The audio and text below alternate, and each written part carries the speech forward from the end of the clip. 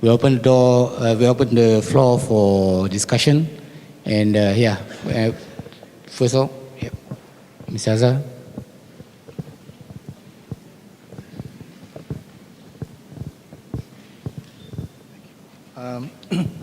First of all, pardon me for bringing up this subject. Perhaps it's because of my limited understanding, or perhaps stupidity on my part to ask this question. Anyway, the point about this Sunni and Shia conflict, I'm trying to get a better understanding of the situation. Now, the Prophet, during his time, people look at him as the messenger, and he bring the message of Islam to the people at that point in time.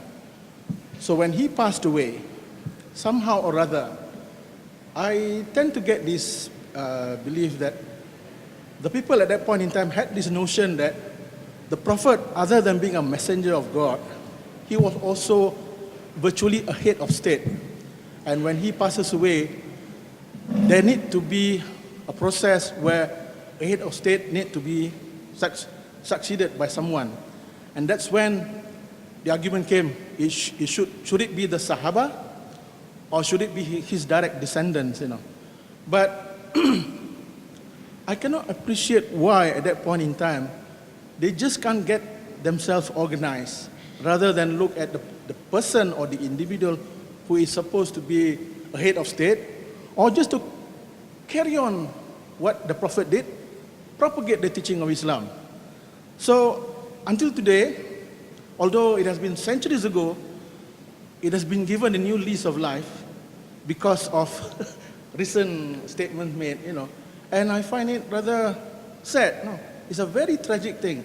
And when you look at Syria, 100,000 people died, 2 million became refugees, all because of a simple issue of unity in Islam. Which sect do you follow, this and that, And I find it either is total ignorance, or is it ego, or is it something else, that makes things as what they are today. So to me, that is the most dangerous threat in today's Islamic world. Not Israel or American imperialists or British imperialists or the Chinese imperialists, whatever.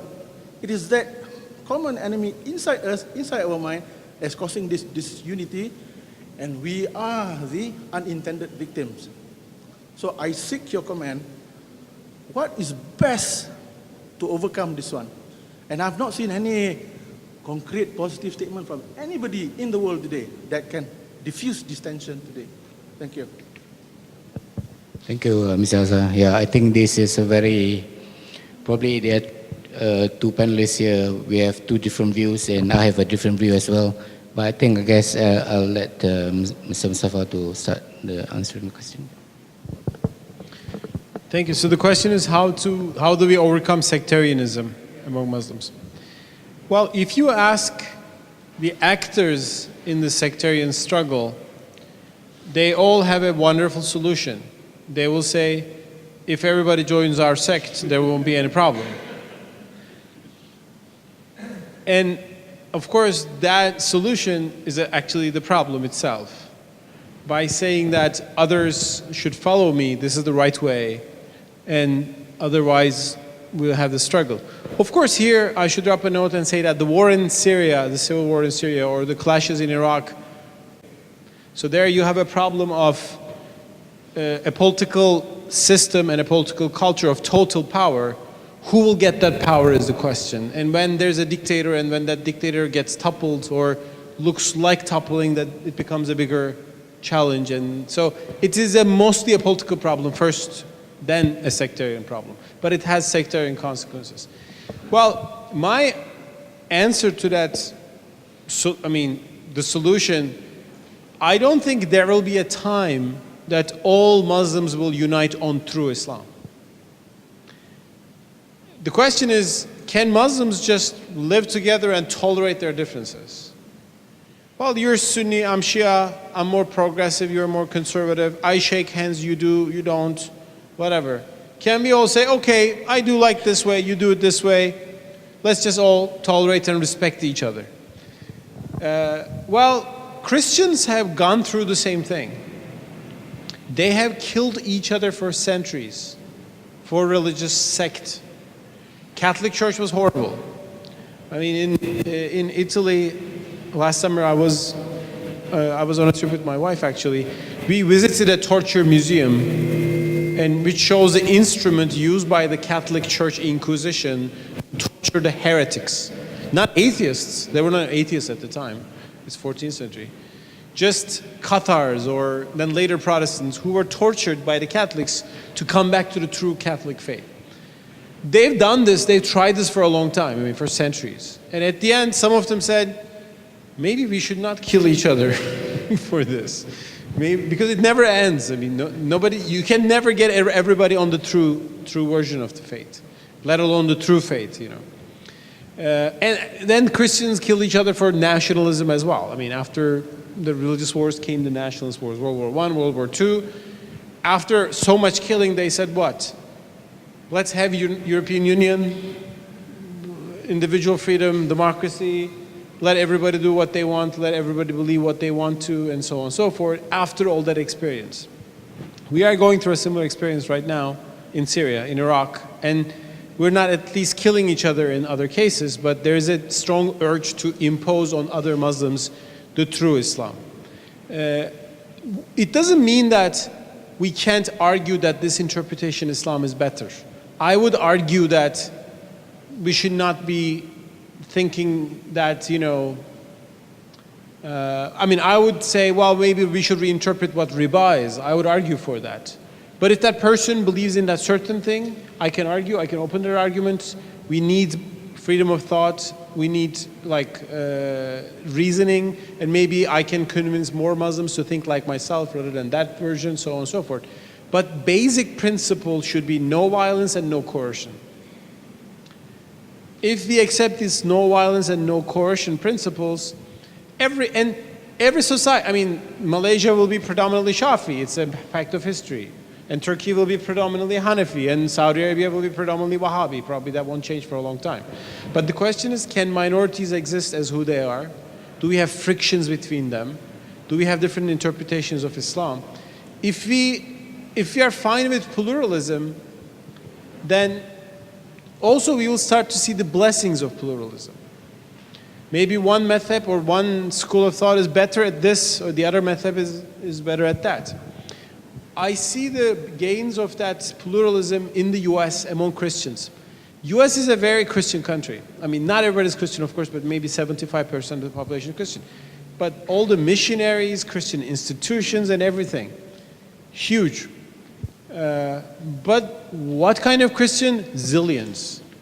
So many Protestant sects in the US. I mean, Seventh-day Adventists, Baptists, Presbyterians, blah, blah. They all have differences, but they're not saying you're unbelievers.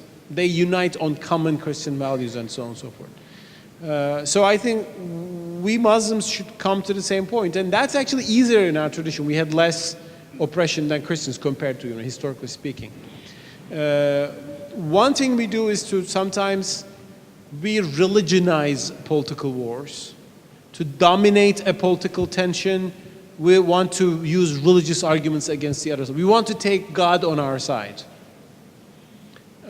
Whereas we should be a bit respectful and say, well, we're fighting this war because of these, but God knows who's right. I mean, we should be a little timid in claiming that God is on our side. In the war I quoted, Siffin, famously, the camp of Muawiyah, I mean, I sympathize with Ali there, of course, in that war. The followers of Muawiyah put Quran pages on their bayonets, and not the bayonets, but their spears. Why? They wanted to have the Quran with them in the war. If you have the Quran, can you fight against the Quran? You can't. But, followers of Ali were, of course, followers of Quran. They were good Muslims. So this kind of Allah is with us is a very dangerous rhetoric. Allah is with us rhetoric doesn't venerate Allah. It venerates yourself, your party. So once we leave that aside and agree to disagree. That's a good expression in the English language. We can agree to that we disagree on certain issues. But the fact that we disagree doesn't make us enemies. We can live together, we can even learn from each other. I think that's the solution. Otherwise, this sectarianism will never end when we think that one sect will dominate, and then we will all agree. Thank you. I think one key element here is that religion is a very emotive thing, and it's so easily abused because it's so emotive. And then when your emotions are up, you can't see what's really the issue. The issue could be political, economic. The issue could be a question of one group of people being unlawfully or unrightly suppressed by another. And then it becomes an issue of faith. You know, we're suppressing them because they are deviants. We are being suppressed because of our faith. Then it becomes emotive. If you look at Northern Ireland, for example, the Protestants in Northern Ireland, they venerate William of Orange, who they see as a Protestant hero. William of Orange took over the British crown because he wanted to make sure that James II, who was Catholic, did not ally himself with the French, who were Catholic. And William of Orange was from Holland, which was Protestant, and were fighting the French. So his coming over to England, to the British Isles, was political. You know, but he is seen as a religious hero amongst the Protestants, and you see murals of him in Belfast. All right, but it wasn't it wasn't simply a matter of Protestant versus Catholic. It was about one nation fighting another nation. It was political, and for me, if we respect everybody, if we make sure everybody are treated equally, with respect, with dignity, you know, we are given your space to practice your faith, then there is no room to fight. What are you fighting for? If you are allowed to be yourself and you're not discriminated against because you are yourself, then why are you fighting? For what reason are you fighting? If I can make a living, if I can take care of my family, if I can practice my faith peacefully, then why should I fight? What's there to fight for? It is the disrespect of human rights. It is undemocratic practices which brings us to times of conflict. So for me, that's one of the ways we've got to be looking at. Yeah. Do you have any more questions? Yeah, please.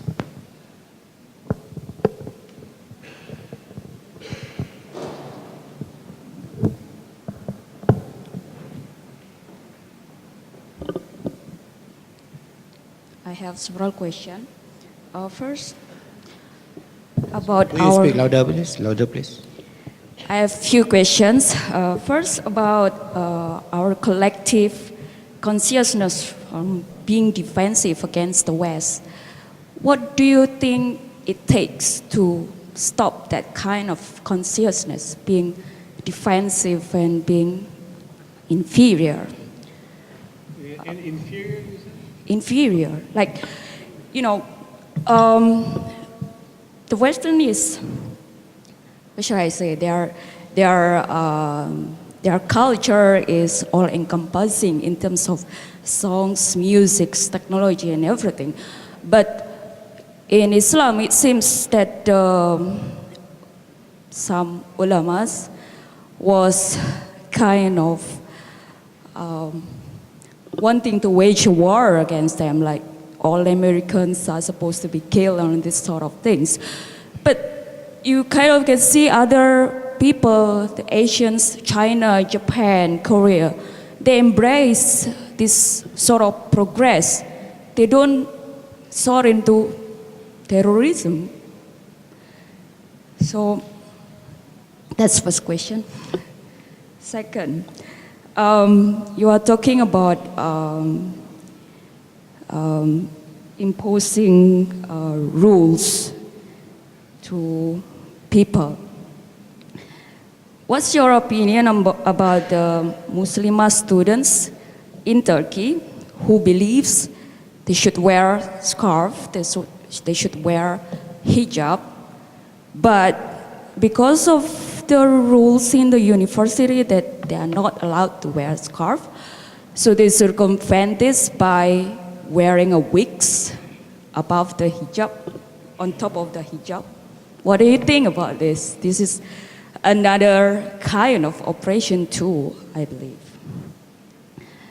And third is about you're talking about the true spiritualism. What does it take to bring a true spiritualism among Muslims? Because I feel that we, the general, seems to take this spiritualism from second-hand sources. We don't really read Quran in its spiritual meanings, more to the literal Arabics portion of it. We read every day in our prayer, but we read only very limited portion of it. So, and it actually does connect to my experience when I was traveling in Europe. I was thinking maybe us Muslims, we are almost like Christians in the Middle Ages. Because if you go to the churches in Europe, the Middle Ages churches, they are really beautiful because a lot of pictures, a lot of beautiful paintings, Bible pictures, depicting all the Bible scenes. But another side of it, those pictures are there because the general masses at that time was illiterate. They don't read the Bible itself. So these paintings are meant to teach the general masses using paintings. And some meanings are lost in those paintings. And it seems that's what's happening to us too, to the Muslims. We are getting our understanding from second-hand sources. We sort of, I don't know, not really reading the true spiritualism in Quran. Yeah, okay. Okay. Right, thank you. That will Thank you be very all. much. Okay. Mr. Mustafa, would you like to answer? Thank you so much.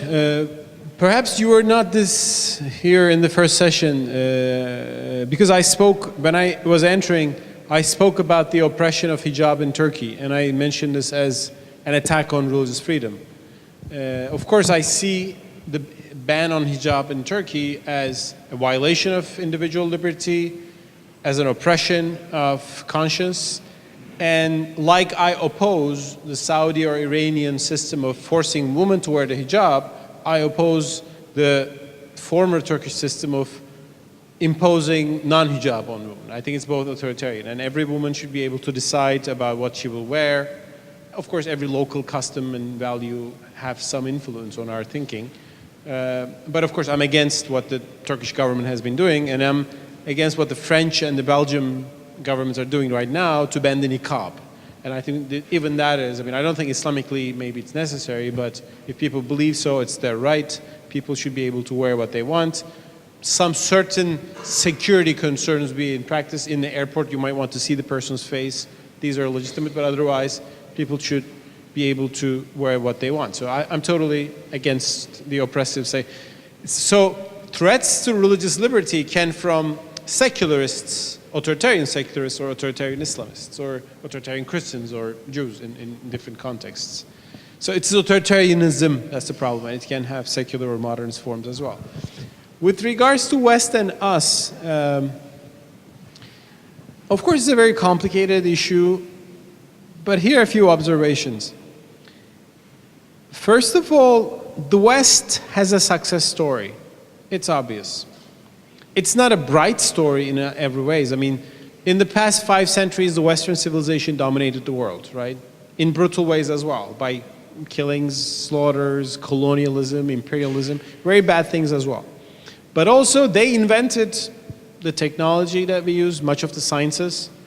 Also, some political values, democracy, human rights, these values came out of Western parlance, and we've been inventing these things even if we don't want. Bin Laden invents the West too. He used Kalashnikov. Well, it's Russian too, but you know. Terrorism is a Western concept. I mean, like to use bombs against civilian targets. I mean, Western communists started some of these like tactics. Even those who are anti-Western generally even borrow some things from the West. The question is, when we as non-Westerners, and specifically Muslims here, by the way, you can be a Western Muslim too. I mean, Western and Muslim is, I mean, there are many American Muslims born America, converted, or maybe Bosnians are maybe Western Muslims in a sense. They're like a Western Balkan, you know, European society. Turkey is maybe a little bit in somewhere, you know, lost in between. Little part.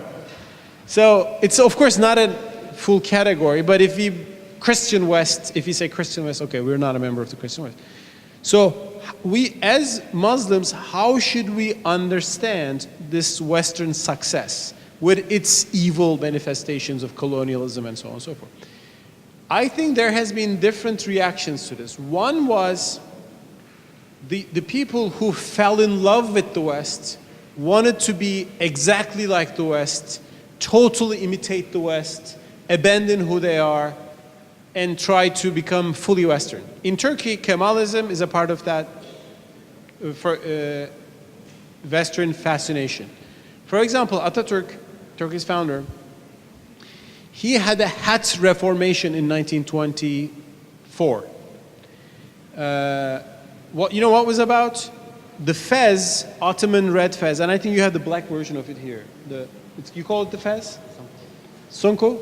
Okay, you call it the sunko. We call it the fez, the red version. Ottomans used to wear this. It was the Ottoman headgear.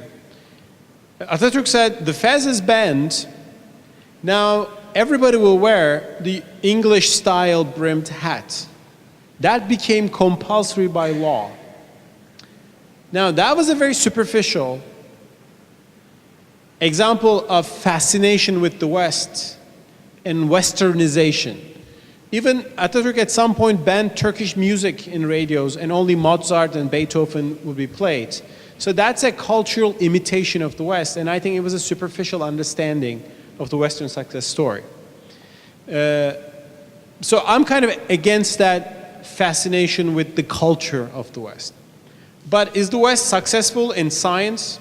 Yeah, that's why I'm using an iPad. I mean, it's designed by Apple in California, not by some Muslim company in Mecca or Pakistan. That's a fact. I mean, are they good in other like science?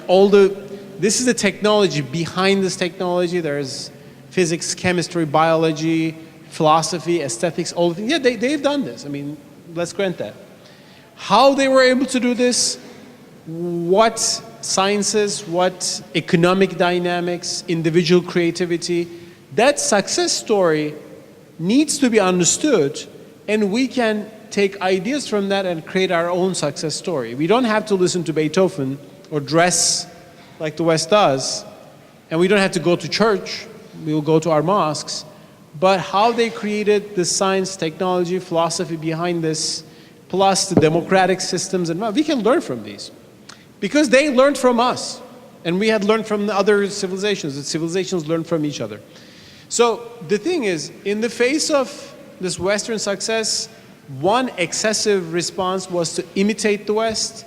The other excessive response is to say everything that comes from the West, that's evil, that's haram, we should reject this. The most radical manifestation of denial from everything that comes from the West is by a group called Boko Haram in Nigeria. Maybe you heard this. They're saying everything that comes from the West is haram and evil. They're just not saying this. They want to attack everything that comes from the West. What they do, they bomb shopping malls, modern schools. They just killed a lot of people in Malaysia. Even they bomb mosques, who they think is not Boko Haram line. It's a fanatic, crazy terrorist group in Nigeria. So this total denial, that's also another extreme, because human societies have successes, and why should you not learn from somebody else? And the denialists generally say everything we need is in Islam. I think that's a misconception of religion. The Quran, when you read Surah Al-Baqarah in the first chapters, in the second chapter of the Quran, in the first verses, you know how it describes the Quran? It says it's a guidance for those who fear Allah. Guidance, spiritual guidance, hidayat. It gives you hidayat, which means a guidance to Allah. It means that the Quran will not teach you biology. Quran will not teach you chemistry or nuclear science. It will teach you what you need to know about Allah, your creation, your purpose in life, your afterlife. If you need to learn physics, you will learn it from the best physicians of the world. They can be in Japan, they can be in Africa. They're not in Africa, obviously. They can be in Washington or Europe. So in this sense, we will be grounded in our faith, and with the moral values and the religious values are there, but then there's secular human knowledge that we should be open. In that sense, I think these two extremes, complete imitationists and rejectionists, are wrong, whereas we should learn from the West and other civilizations, by the way. Now there are some good ideas from Japan, or maybe Japanese too. I mean, South Koreans are good. I mean, Malaysia is a different success story, of course. Whomever does a good thing, that's a humanity's contribution, and we can learn from that. And that's how I think we should look at West and other civilizations. Sorry, it was long, but it was good. And Boko Haram, I think they cut the fingers of musicians as well, those who are playing Quran. They cut the fingers of musicians, the Boko Haram. Yeah. Those Quora musicians. And, Quora had won music awards all over the world. And it's very strange that they acted that way. Anyway, can we have some more questions, please? Yep.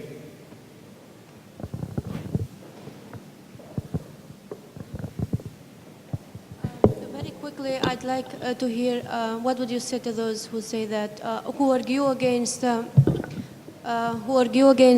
freedom of consciousness and individual liberties by saying that humans by nature are manipulative, and they manipulative. In a way, they get manipulated easily by media, by various other sources. Like, for example, in my country, they argue against hijab by saying that young girls are getting indoctrinated by various imams and so on and so on. So where do we draw this line of indoctrination? Because in a way, everybody is indoctrinated to some degree.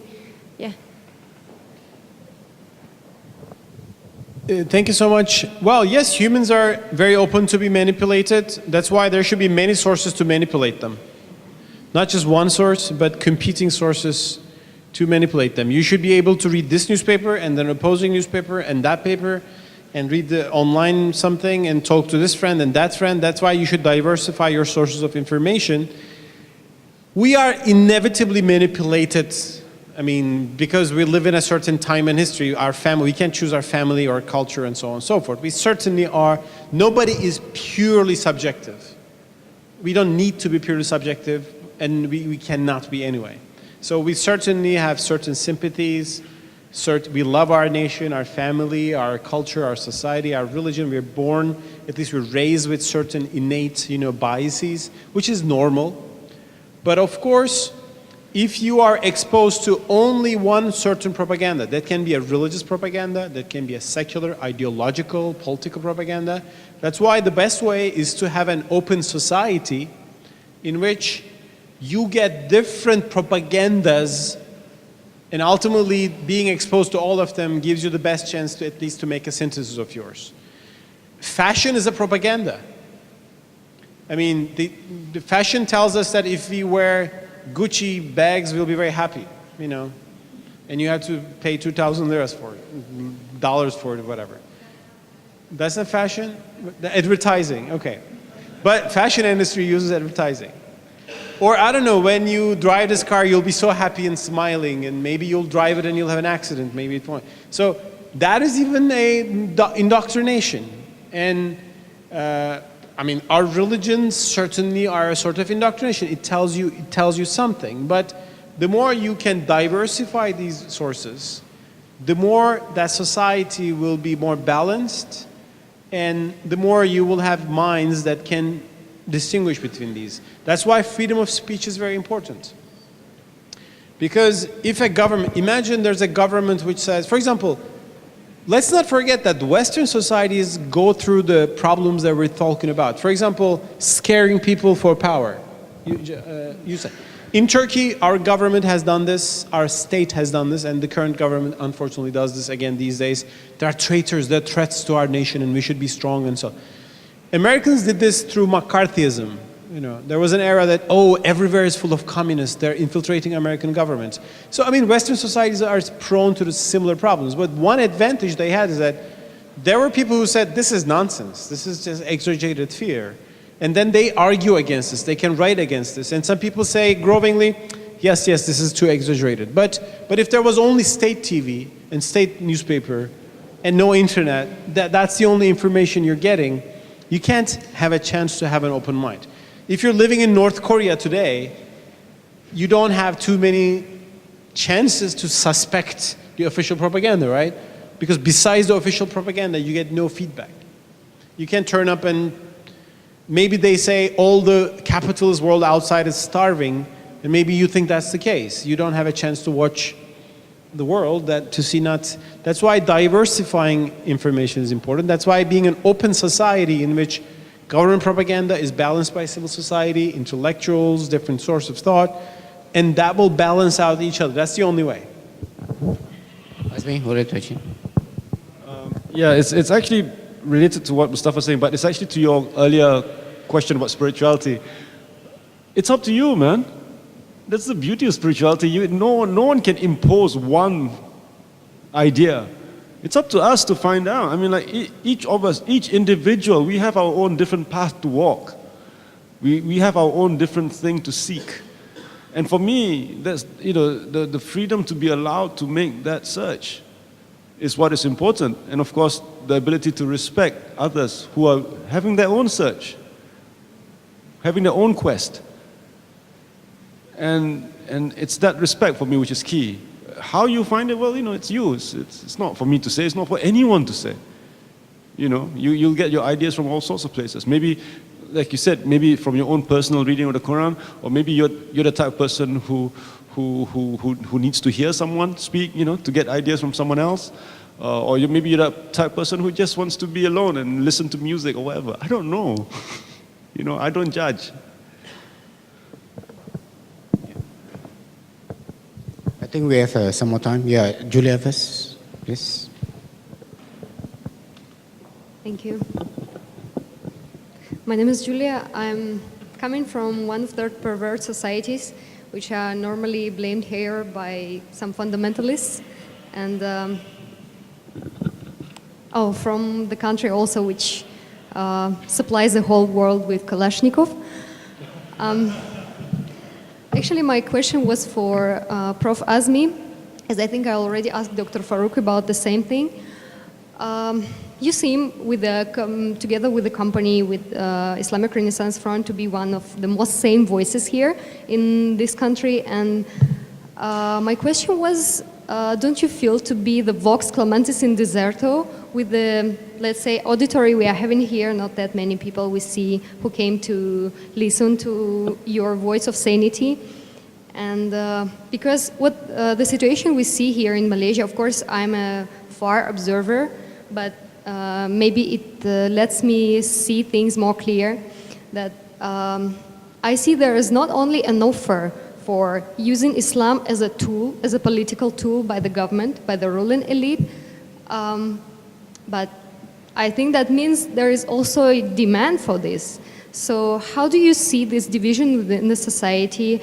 How do you observe the people who would follow you with your ideas, you and people like Islamic Renaissance Front, Dr. Farouk, and so on, and the others? And also, would you please estimate the possibility of social explosion if, for example, we see that Chinese stop being a minority, or something happens because now they I asked many of them, especially those 6% Christians you said, threatening the Muslims here, who say we would like to demand for a change, but we are minority, we understand it now, we are waiting for the moment. So how do you also estimate this possibility of social explosion, that people start to rebel? Because whether we are going to the scenario of Sri Lanka, where when we want to establish national state in multi-ethnic society, or whether we're going to have a social explosion here, because the scenario we have here now is quite ugly and incoherent.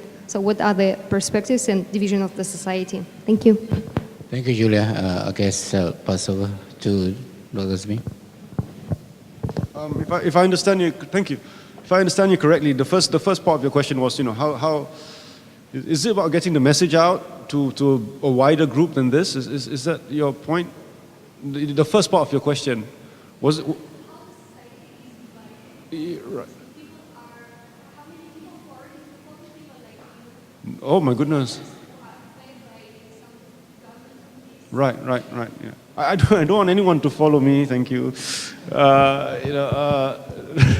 is very sweet.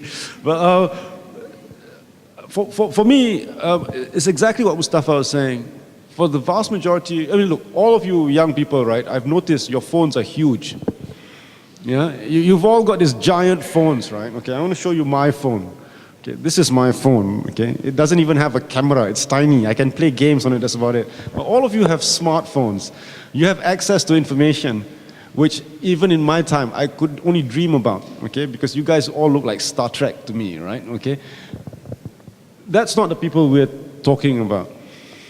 Yeah, I'm talking about those beyond, who do not have this technology, who do not have the desire to look for information. So what kind of information is being given? It's one-sided.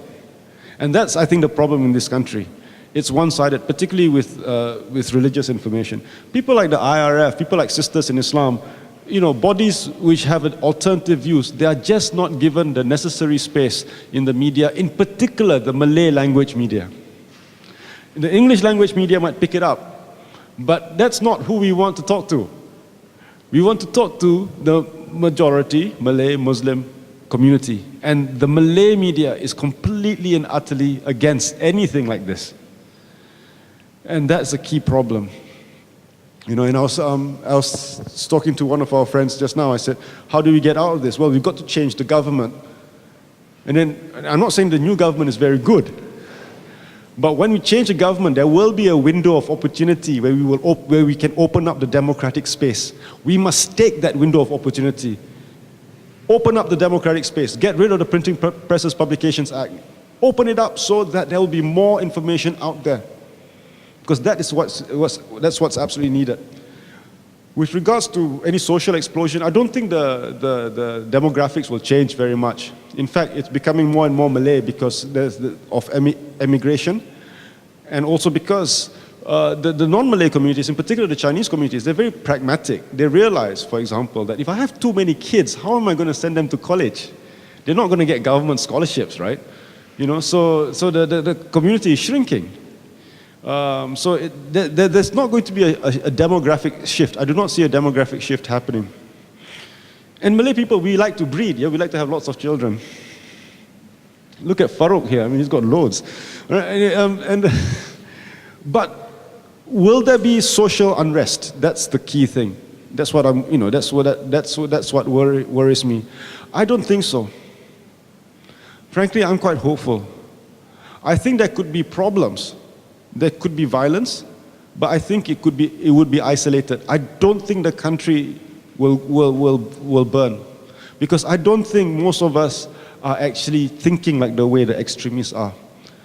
Sure, all it takes is a handful to create havoc. All right? Frankly, what worries me is that a little havoc and the government reacts by imposing martial law. That is the worst case scenario that I personally see. But do I see the whole country fighting each other? I don't think so. I am hopeful. I'm hopeful that Malaysians are not like that. The other night I was giving a talk in town, and we were having someone from Thailand speaking about their recent political troubles. And so I was supposed to give some comments as to what lessons Malaysians can learn from Thailand. You know, what are the differences? And I said, the main difference, I think, is stamina. The Thais can protest for months. Malaysians, we go onto the street, after 4 hours, we get tired, we want to go home. You know, we are not a belligerent community. We've softened each other out. We are not belligerent. So I don't, you know, like I said, my concern about the social explosion that you're talking about, my concern is that a small social issue, a problem, a riot, whatever it is used as an excuse to become even more oppressive on the part of the government, but not amongst the people as a whole. Sorry, but is it an issue of political maturity of the population? Look at our Ukraine. People are unrestful. It's a second Syria already. People don't go. Personally, in my city, in Moscow, people will not live in the streets, and they still are unrestful. So when I came to Malaysia with this revolutionary spirit, I said, oh my God, why people are quiet, why they don't do anything? It's unfair, and it's so visible that everything is unfair. Is it a question of maturity, so people should grow up, or what?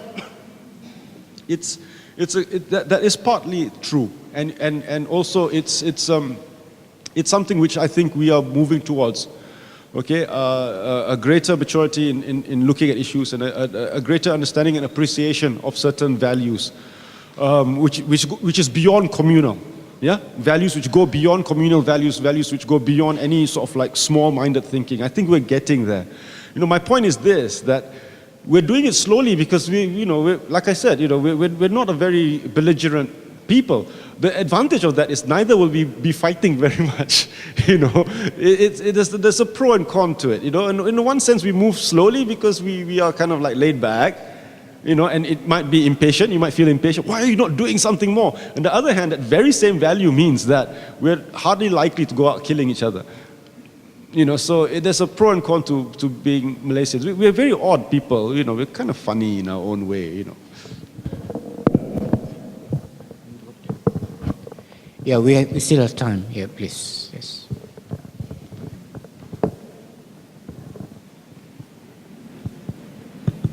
Hi. My question is for Azmi, but I guess Mustafa can share his view as well. It's specific to what you've mentioned earlier about the prohibition of the propagation between Muslims and Muslims in the federal law. I'm just wondering whether that applies within the context of Friday sermons in Malaysia, because what we can see recently that in the context of Malaysia especially, Friday sermons are used as a tool for the government to propagate certain views. And within the multi-ethnic, multiracial countries such as Malaysia, it can cross certain lines, it can be very sensitive at times, because the message might be intended good, but it can be misinterpreted, or the message itself can be very bad. So my question is whether what is the root of the cause, and what's the practices in other countries, for example? Azmi. The provision, at least in the federal territories, and I presume this is the same in the states as well, is that any person who teaches or professes to teach any matter relating to the religion of Islam without a tawliyah granted under Section 96 of the Administration Act shall be guilty of an offense. So that means, of course, the Friday prayers, there's a tawliyah, right? They're allowed to do it.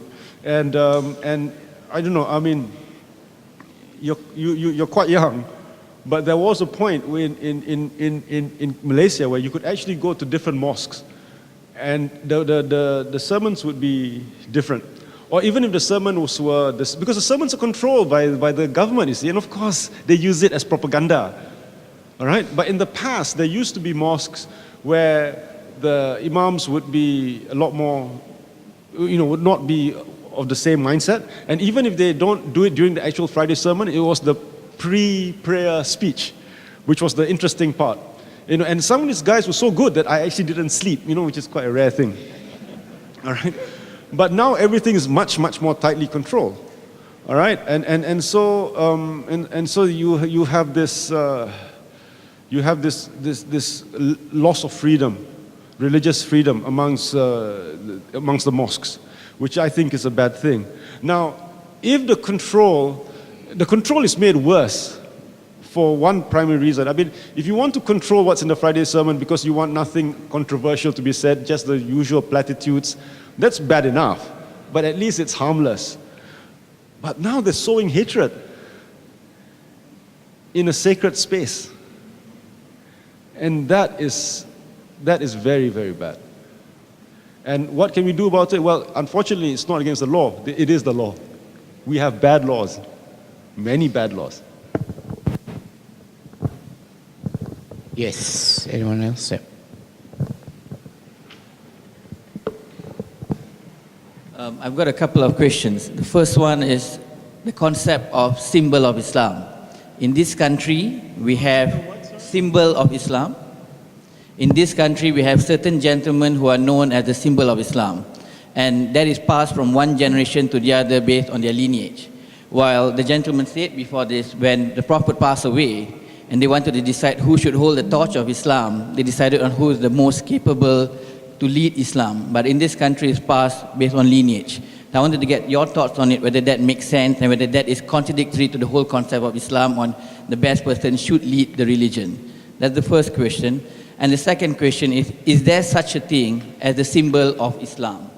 Because the way I see it is the symbol of Islam is every single Muslim. How you profess your religion, how you practice it, and how you make your religion proud. But having a symbol of Islam is a bit weird for me and it's a bit difficult to digest because there's no such thing as symbol of Islam. At least this is my opinion. And when you have certain individuals as symbol of Islam, then what they do is a reflection of Islam. And that is dangerous. Because if you have really good individuals as symbol of Islam, that's fine. Then you get real good role model. But if you don't, then as a consequence of that, the whole Islam gets the bad name. I do want to get your thoughts on it. Sir? Good question. Well, of course, no human can be considered as a perfect example of Islam. Only the Prophet himself could have been considered that way. Of course, maybe the Sahaba, but we're not living in an age. We read their stories in Hadith books, but we don't live in an age. Yet still, there can be exemplary Muslims who have done good things in the name of Islam and who have been good examples of morality and Islamic consciousness and values and so on and so forth. And every society will breed these people. One thing is that you don't necessarily become an exemplary Muslim when you know a lot about Islam. Being a learned, knowledgeable scholar is different than exemplifying the Muslim values. So for me, an exemplary Muslim would be someone who works in charity and who takes care of the poor and who tries to help people in need in his home country or across the world, who does good in the name of Islam to society, who gets inspiration from Islamic values. We need such heroes. We don't need heroes who practice violence in the name of Islam, and it is too bad some of those violent Muslims have become heroes in the eyes of some people. That, of course, stains Islam also in the eyes of non-Muslims and makes Islam as like a scary, concerning religion. We need role models. I mean, the thing is we respect scholars with their knowledge. It's good that they have the knowledge. But also we need activists who will do something that is objectively good for society. Not just go and condemn somebody and say, this is true Islam and condemn others, but just show how a good Muslim should do something good for everybody, for the society, for other people as well. That there are many moral teachings in the Quran that sometimes we disregard. I mean, for example, in an important verse it says, response evil with goodness, then that person will be a best friend for you. How many Muslims do that? And how many exemplary Muslims we have who is even kind to people who rude himself? I think it's time to focus on raising those individuals rather than obsessing about the threats to Islam everywhere and witch hunting. We've done that too much, I think. Are you a lawyer? No, because you got a legal mind. Because I think I know where you're coming from, but you covered yourself from the Sedition Act. Very clever. You ask what he is? Lawyer. No, because okay, don't worry. I will say it. All right. Okay. Could we possibly be talking about the sultans, the traditional rulers? No, my view is very simple. One of the beauties of Islam, in my perspective, is the fact that there is no clergy. There isn't a clergy as such. There isn't a Vatican. There isn't any symbol. There isn't any head. And the respect given to the individual. That is, I think, what is important. Because, like you said, human beings are flawed. Every single one of us. Some of us think they are not flawed, but God help them. All right, okay, but every single one of us is flawed. And to say that, oh, I symbolize this or this person's, no, I think it's a bit un-Islamic. But I'm not going to say specifically anything because there is a Sedition Act, yeah, so.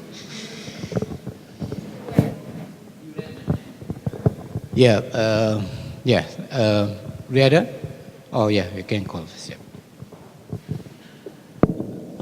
Assalamu alaikum. My name is Rafia. I am from Turkey. In Turkey, NGOs are quite active, especially freedom of speech. I would like to know about the Malaysian NGOs. Are they really, active in terms of, freedom of speech? Do they do any contribution to that?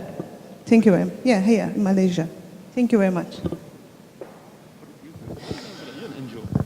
You're an NGO. You. There are many, yes, and it's becoming more active now.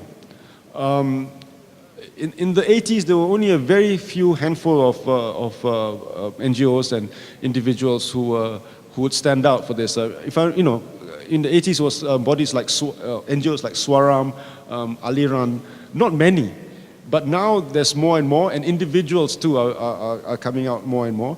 I think in the past we were primarily concerned with our rice bowls, and then we've reached a certain point now where we realize, hold on, even our rice bowls can be threatened because we don't have freedom of expression, right? And I think we've reached that level now, and I think it's becoming much more vibrant. Civil society in this country is becoming much more vibrant. Not nearly as vibrant as, say, Indonesia, but 100 million times more vibrant than Singapore. but so it's getting there. We're getting there, and we're pushing for it. And I think the genie is out of the bottle now. You cannot put it back inside. Yes. Any other questions? Please, Riada. Oh yeah, could you use? Hello,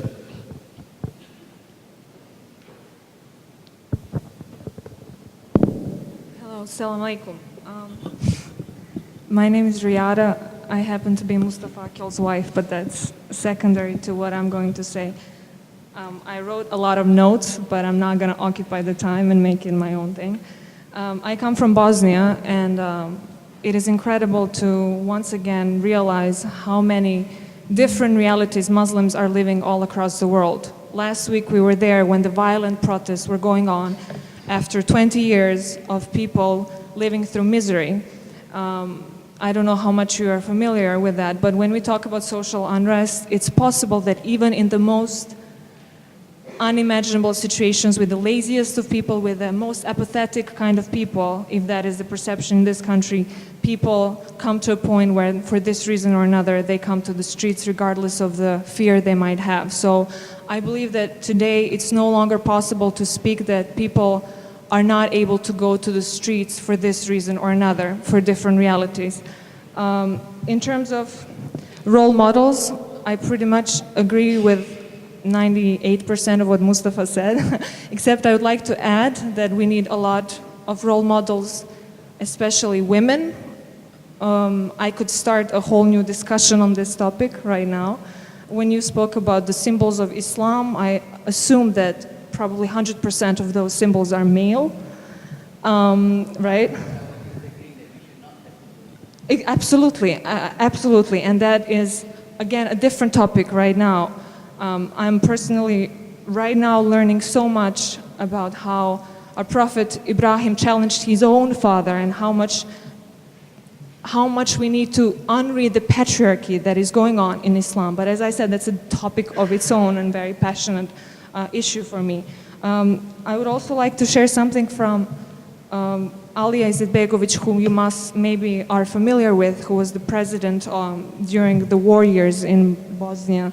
I happen to have one of his speeches with me that I carry at all times, and I think that particular parts are very relevant. He said, this was from his speech from 1997 when he was in Iran, and he said, "In Islam, I always search for those universal values that do not separate but connect people, and which confirm, as the Holy Quran teaches, that we all come from one man and one woman, meaning that we are one harvest, seed, and that we are divided in tribes and people, as again the Holy Quran says, not to do harm one to another, but to get to know each other.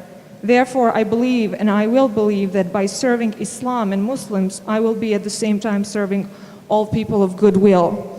And by this, I believe that we need to keep on focusing on universal values in Islam and reaffirm that it is not just for the Muslims, but it is for the humanity in general that we need to care about.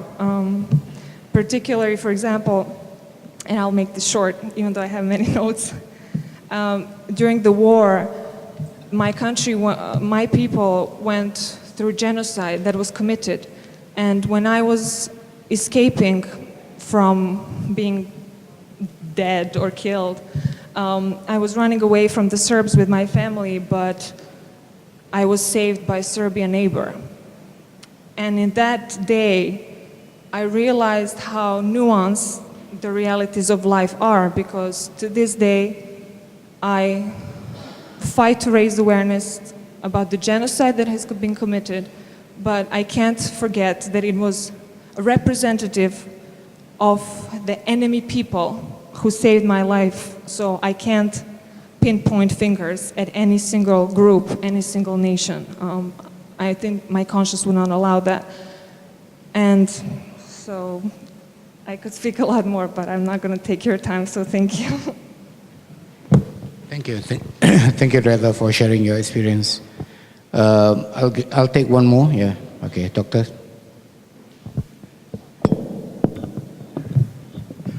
Assalamu alaikum. My name is Muhammad.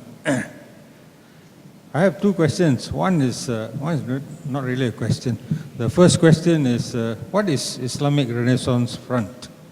You see, I have to admit that I'm in the dark. I only came to know about this when I heard that our guest, Mustafa Akyol, was going to speak here, and this, his visit here was organized, if not totally, at least in part, by Islamic Renaissance Front. I suppose Dr. Farooq will answer that.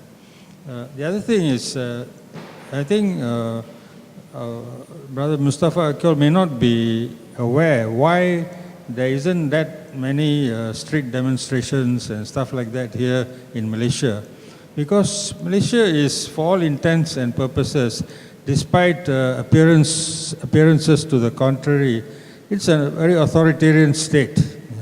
We have laws, we have a particularly heinous kind of law, which is called the Sedition Act, which if the Sedition Act was imposed fairly, there wouldn't be any much of a problem.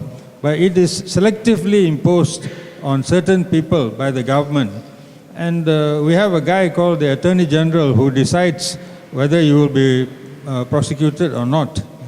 That's one of the reasons that keeps people out from going out into the streets to demonstrate.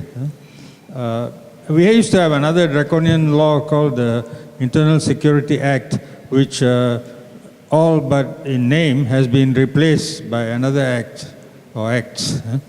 The other thing is, I think ever since the Prophet ﷺ passed away, there has not been a religious head for Islam. There has been no religious head. As Brother Mustafa Akyol said, in the time of the Prophet, everything you could appeal to the Prophet, you could ask him for the definite decision. But for those of you who know how Abu Bakr became the first caliph, it was more by accident rather than by design. And I think I'm not going to tell you the whole story of how he became basically it was a dispute between the Ansars, who were the original people of Medina, and the Quraysh. And the Quraysh felt that Quraysh had the right to appoint a successor, and the Ansars felt they had. In fact, the Ansars went ahead while the body of the Prophet was still in Aisha's chamber. And Abu Bakr and Umar Khattab and one more guy, I can't remember his name, they were the only Quraysh chaps who went there to this meeting, and eventually it was decided by Umar Khattab really that Abu Bakr should be the next or the first caliph. And one of the things that happened as a result of this schism between the Shiite and the Sunni Muslims is that during the reign of Muawiyah and for many other rulers to come, it was routine to curse Sayyidina Ali in the Friday, after the Friday khutbah. It was routine to curse. Nobody thought anything bad of that.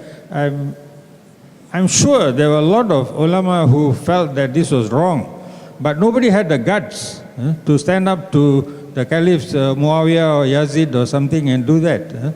And this is like we have become a bit atavistic. We are going back to that now.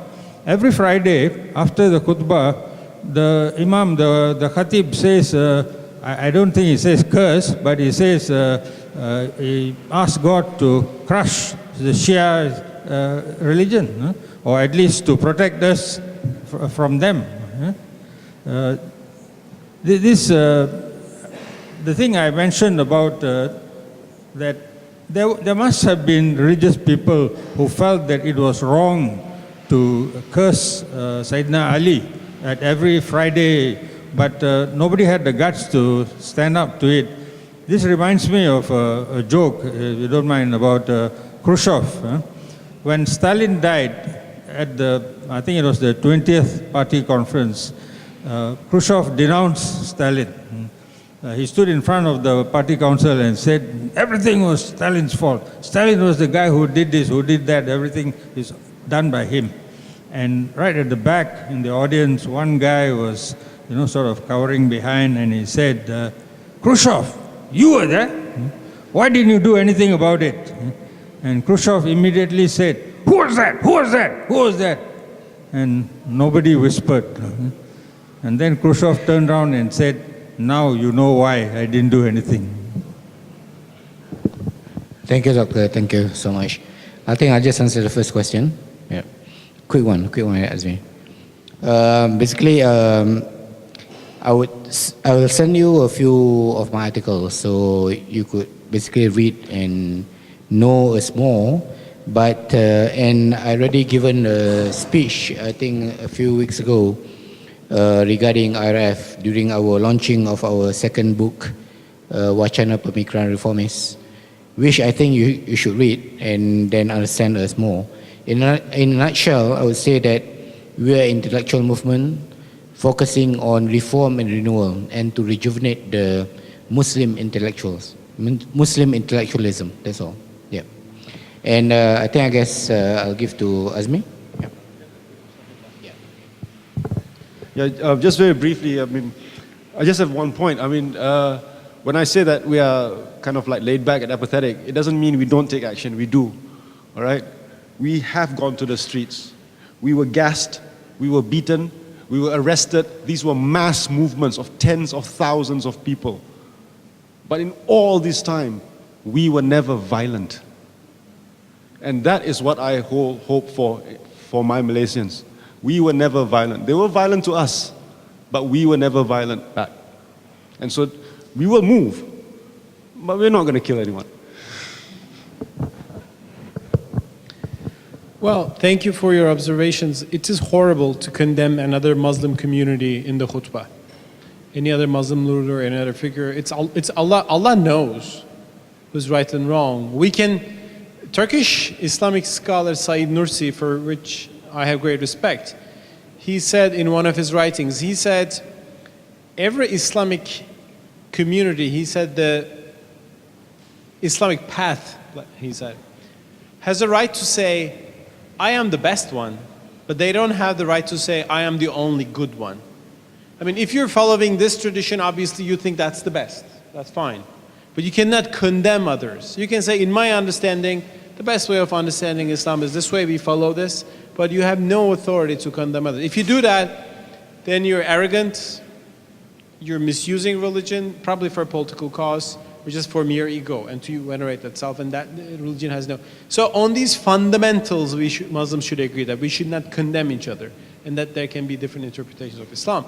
Therefore, we need freedom to be good Muslims, not besides anything else. Not to force people, if you don't force people to be good Muslims, that's the only medium in which they can be good Muslims, by their own conviction, by their own understanding. That's why we need freedom, not because the West wants it from us or somebody else wants it from us, but for our own selves, for our individual progress, evolution, for our own maturation. And that's why I'm very happy we can discuss this today, and so glad that I've been brought all over from Turkey to Malaysia by our friend Ahmed and all the brave people of the Islamic Renaissance Front in Malaysia. Thank you.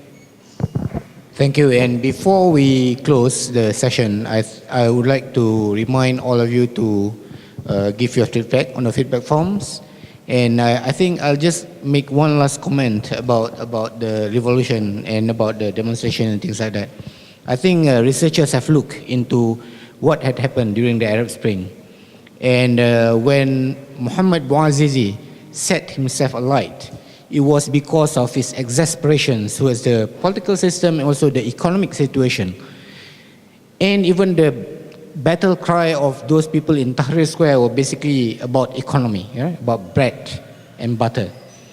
And the thing is that we in Malaysia, why we are still, how do I say, considered to be a little bit docile, is because that we are not that bad economically, I guess.